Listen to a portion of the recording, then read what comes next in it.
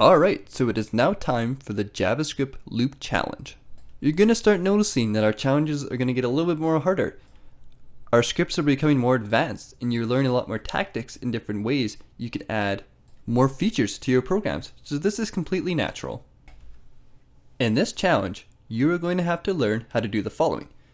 Create a loop program where a user has to guess a random number that is generated by our script.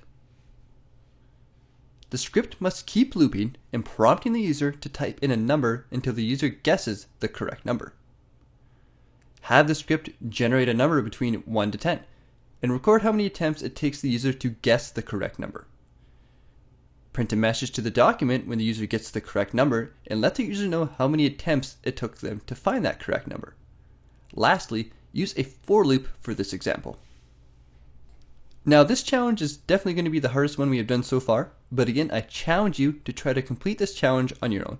If you're having difficulty or you need help, watch the next video where I will show you one of the many different ways that we can make this program work and bring it to life.